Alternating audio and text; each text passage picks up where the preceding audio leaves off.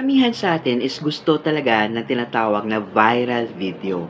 Pero ito yung hindi nila nakita. Pagkakaroon ng viral video, hindi talaga sapat. Meron kang magandang idea at saka copy mo yan trends tapos nag-hope ka na mag-hit ito or magva-viral ito. Kasi ito yung katotohanan or reality na ginagawa ng karamihan.